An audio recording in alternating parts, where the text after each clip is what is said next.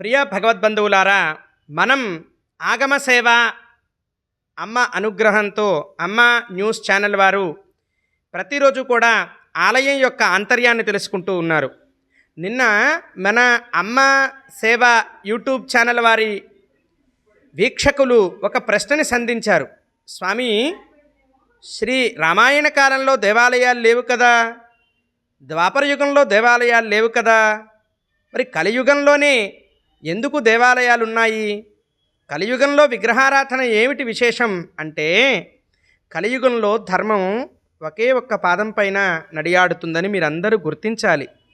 కలియుగంలో 3 పాదాలపైన పాపం ప్రబల శక్తిగా ఉంటుంది. అంటే నాడు సాక్షాత్తు పరమాత్మ శ్రీమన్నారాయణుడు రామావతారంలో సంచరిస్తూ ఉంటే భూమిలో వశిష్ఠ భగవానుడు లాంటి మహామునులందరూ, అగస్త్య భగవానుడు లాంటి మహామునులందరూ కూడా సంచరిస్తూ ఉంటే, కృష్ణ పరమాత్మ ద్వాపరయుగంలో కర్ణుడు లాంటి సవ్యసాచులు, భీష్మ పితామహుడు, ద్రోణాచార్యుడు అనేటటువంటి మహనీయులందరూ కూడా బలరాముడు అనేటటువంటి యొక్క భద్రావతారాలు ఎన్నో భూమి మీద అవతార రూపంలో ఉండగా, స్వామి యొక్క శక్తి శివశక్తి స్వరూపాలు మాత్రమే ఉన్నాయి. కానీ వేరే ఇతరత్రమైనటువంటి అవతార స్వరూపాలు సాక్షాత్తు భగవానుడే ప్రజల మధ్యలో ఉన్నటువంటి యొక్క సమకాలికమైనటువంటి ధర్మకాలం కనుక ఆ కాలంలో ఆలయాల యొక్క ప్రేరణ ఉండదు అనేటటువంటిది, మనలో ఉన్నటువంటి స్వామి యొక్క సిద్ధాంతమే మనిషి రూపంలో నడియాడుతుంది. కాబట్టి మనకి ఆ కాలంలో ఆలయాల గురించి ప్రస్తావన అనే పదాన్ని మీకే ఆలోచనగా వదిలేస్తూ ఉన్నాను.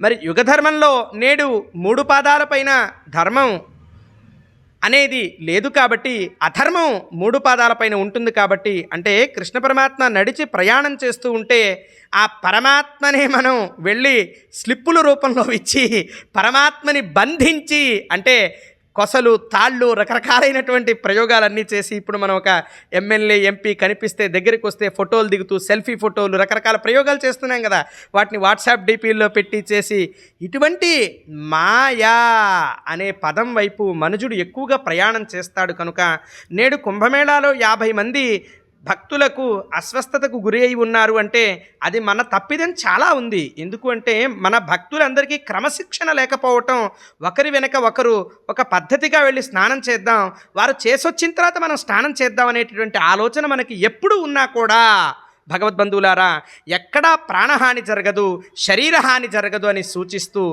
అటువంటి యొక్క ధర్మాధర్మాలని మీకు నేను తెలియజేస్తూ, యుగధర్మం ప్రకారంగా మన కలియుగం ప్రారంభమై 5000 సంవత్సరాలు సుమారు ఒక అంచనాగా మనం అనుకుంటే, మన సింధు నాగరికత ప్రారంభమైనటువంటి సమయంలో 6వ శతాబ్ద కాలంలో కూడా ఆలయాలు చాలా విషయాలుగా ముందుకి వచ్చినటువంటి ఆలయాలు చాలా ఉన్నాయని కూడా మీకు నేను సూచన చేస్తూ, సింధు నాగరికతలో దేవాలయాల యొక్క ప్రాచీన వర్గీకరణలో 6వ శతాబ్దంలో మన దేశంలో క్రీస్తు పూర్వం శతాబ్దానికి పూర్వమే బౌద్ధం కూడా ఒక ఆరామంగా విరాజిల్లుతూ, జైనం దానిలోని ఒక భాగమై ప్రయాణం అవుతూ ఉన్నటువంటి యొక్క వర్ధమాన మహావీరుడు ఇత్యాదుల యొక్క మతాల యొక్క చీలికలు కూడా చాలా జరిగి ఉన్నాయి.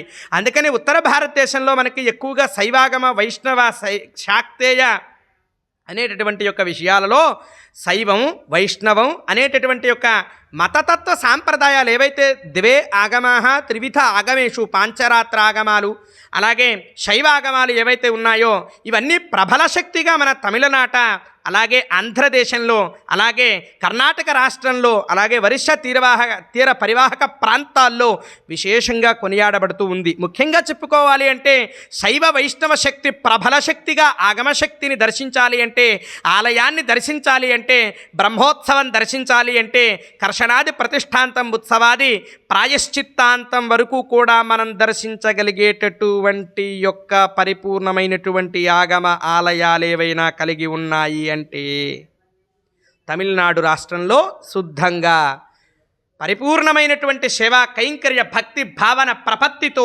ఉన్నది అని మనం తెలుసుకోవచ్చు.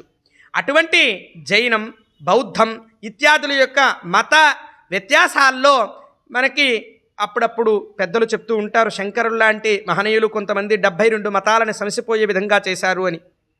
అలాగే మనకి నాయనార్లు అని శివభక్తుల 64 మంది నాయనార్లు ఈ యొక్క ప్రబల శక్తిగా ఆగమాన్ని, శైవాగమాన్ని విశేషంగా కొనియాడబడి 12 మంది ఆళ్లవార్లు ప్రబల శక్తిగా ఆ యొక్క వైఖానస ఆగమాన్ని, పాంచరాత్రాన్ని కూడా దివ్య ప్రబంధన రూపాలలో మనకు అందించడం జరిగింది.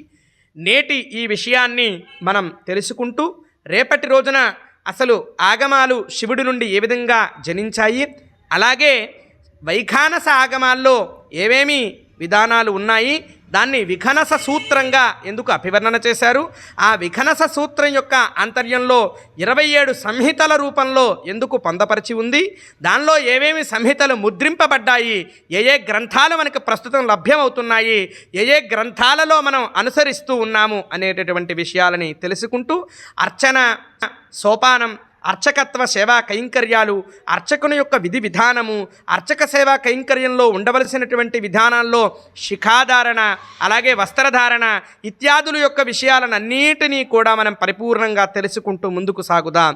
శివోహం.